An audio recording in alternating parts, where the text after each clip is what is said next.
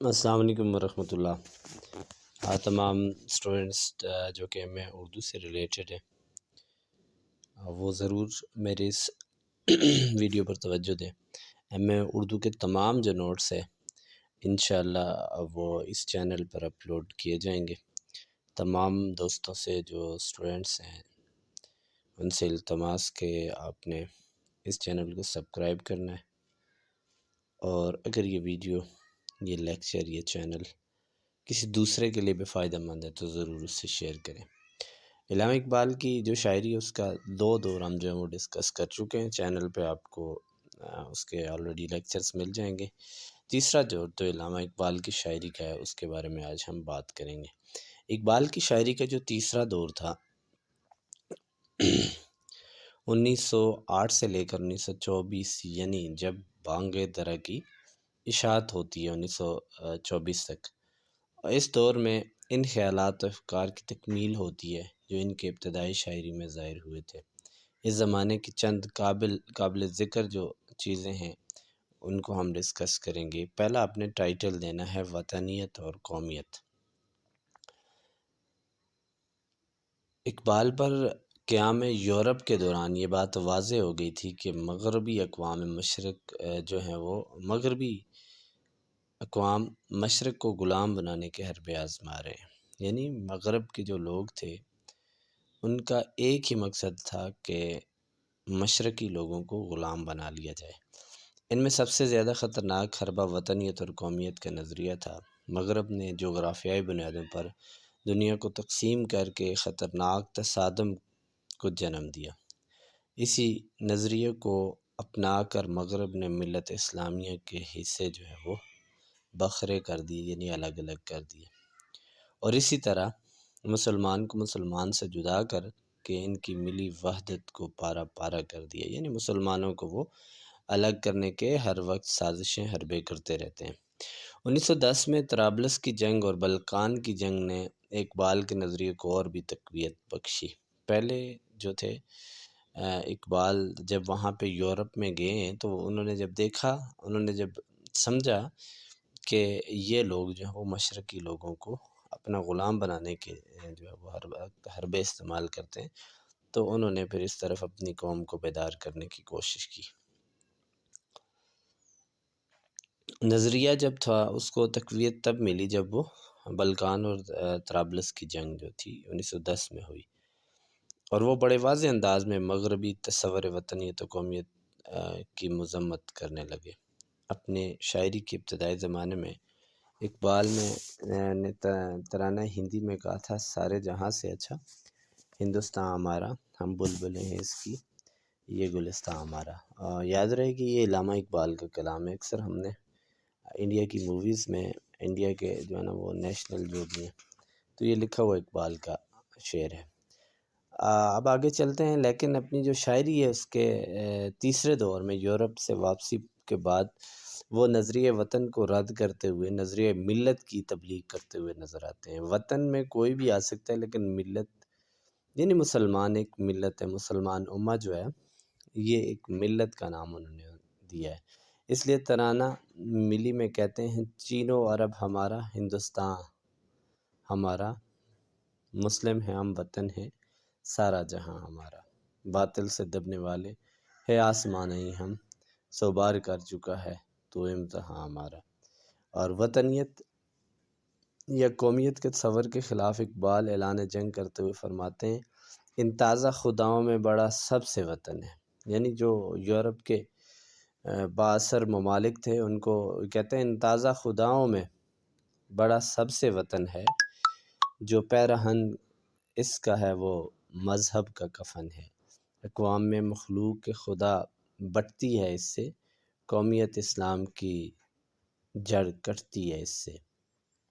اور اقبال نے اسلام کی جو نظریہ تھا ملت کے فروغ پر انہوں نے زور دیا، جس کی روح سے جغرافیائی سرحدات یعنی جو جغرافیائی سرحدیں ہیں کی کوئی اہمیت نہیں، بلکہ کلمہ پڑھنے والے خواہ کسی بھی ملک، کسی بھی رنگ اور کسی بھی نسل کے ہوں، وہ ملک اسلامیہ ملت اسلامیہ کے رکن ہیں۔ عالم اسلام میں کسی بھی علاقے کی بے چینی اور تباہی پر پورا عالم اسلام جو ہے وہ بے چین اور غمگین ہوگا اور ہونا چاہیے۔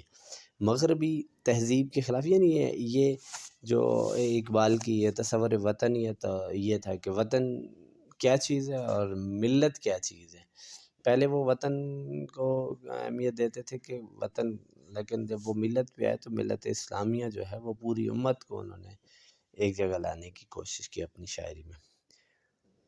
اب مغربی تہذیب کے خلاف بغاوت، یہ آپ نے دوسرا ٹائٹل دینا ہے۔ اس دور میں اقبال کا جو مغربی تہذیب کے خلاف جذبات حقیقی نفرت میں بدل چکے تھے، چونکہ وہ بڑے قریب سے وہ دیکھ کے آ چکے تھے یورپ کے سسٹم کو۔ چنانچہ وہ قوم کو تہذیب جدید کے خطرات سے آگاہ بھی کرتے ہیں، مادیت کی تقلید کا انجام بھی دکھاتے ہیں، اور اس سے متنبع کر کے روحانیت کا درس بھی دیتے ہیں۔ کہتے ہیں اپنی ملت پر قیاس اقوام مغرب سے نہ کر، خاص ہے ترکیب میں قوم رسول ہاشمی، اور میخانہ یورپ کی دستور نرالے ہیں، لاتے ہیں سرور اول دیتے ہیں شراب آخر، لاتے ہیں سرور اول دیتے ہیں شراب آخر۔ اقبال نے یورپ کے طلسم کے تار و پود بکھیر کر نہ صرف ان کی سیاسی بساط کی چالوں کو اشکارا کیا، یعنی لوگوں تک پہنچایا، تمام سیاسی مسائل کے جو عقدے تھے ان کو حل کر کے راستہ بھی بتایا۔ انہوں نے جستجو، احساس، عزم و ہمت، حوصلہ اور عمل پیدا کرنے کا سبق بھی دیا، اور تصویر کے دونوں رخ دکھا کر مستقبل کا خاکہ پیش کیا۔ خضر راہ میں انہوں نے مغربی جمہوریت کو مسلمانوں کے لیے زہر قاتل قرار دیا ہے۔ خضر راہ یاد رہے کہ اقبال کی ایک نظم ہے۔ کہتے ہیں کہ دیو استبداد جمہوری کعبہ میں پائے کوب، تو سمجھتا ہے یہ آزادی ہے نیلم پری۔ اور اس کے بعد جو اسلامی شاعری کا جو ہے تیسرے دور میں اقبال نے جو ہے اسلامی شاعری پہ بھی توجہ دی۔ یورپ سے واپسی کے بعد اقبال نے اپنی شاعری کو نیل کے ساحل سے لے کر تاب خاک کا شغر تک جو ہے وہ انہوں نے، یعنی یہ اس کے حوالے سے تھوڑا سا ہم بات کریں گے کہ تمام مسلمانوں کی جو خواب غفلت میں جگانے کے لیے وقف کر دیا انہوں نے اپنے تمام وقت جو ہے۔ انہوں نے دیکھا کہ محسوس کیا کہ دنیا بھر میں ہر مسلمان جو ہے وہ مشکل میں ہے، اور مغربی اقوام ان کا جینا مشکل کر رہے ہیں، اس لیے وہ پکار کے مسلمانوں کو اپنی پستی کا کیمانہ علاج دریافت کر کے انہیں حکمت مغرب سے خبردار کر رہے ہیں۔ حکمت مغرب سے ملت کی یہ کیفیت ہوئی، ٹکڑے ٹکڑے جس طرح سونے کو کر دیتا ہے گاز۔ اقبال کی اس اسلامی شاعری سے ان کے بعض احباب کو سخت شکایت بھی پیدا ہوئی، مگر اقبال ان کی طرف بالکل توجہ نہیں دی۔ ان کی پوری جو توجہ تھی وہ عالم اسلام اور ملت اسلامیہ کی جانب تھی۔ انہوں نے مسلمانوں کو ان کی شاندار ماضی سے آگاہ کرنے کا پکا ارادہ کیا، اور بتایا کہ آباء و اجداد کی عظمت قرآن اور رسول عربی کے بتائے ہوئے راستے پر چلنے سے ہے۔ اسی وجہ سے اقبال کہتے ہیں وہ معزز تھے مس زمانے میں مسلمان ہو کر، اور تم خوار ہوئے تارک قرآن ہو کر، اور گوا دی ہم نے جو اصلاح سے میراث پائی تھی، سریا سے زمیں پر آسمان نے ہم کو دے مارا۔ لیکن ذلت و پستی کی ان عطا گہرائیوں میں گرنے کے باوجود اقبال مسلمانوں کے مستقبل سے مایوس نہیں۔ وہ انہیں اس بجھی ہوئی راکھ کے ڈھیر میں چند سلگتی ہوئی چنگاریاں نظر آتی ہیں جو کسی بھی وقت شعلہ بن کر خاشاک غیر اللہ کو پھونک سکتے ہیں۔ اور اس کے بعد فارسی شاعری کا اور تصور خودی جو ہے وہ یہ تیسرا جو اقبال کا دور تھا اس کا یعنی آخر تھا۔ اب آتے ہیں، یہ آپ نے لاسٹ ٹائٹل جو دینا ہے وہ دینا ہے جی فارسی شاعری اور تصور خودی۔ جب حضرت اقبال کو یہ محسوس ہوا کہ آپ کے اصلاحی پیغام کا مستحق صرف ہندوستان ہی نہیں بلکہ ایشیا کی دوسری قوموں کو بھی اس پیغام کی ضرورت ہے، اس تاثرات کے نتیجے میں آپ نے وطن واپسی آتے ہی فارسی شاعری کی خصوصی توجہ دی۔ شیخ عبدالقادر اس سلسلے میں رقم تراز ہیں۔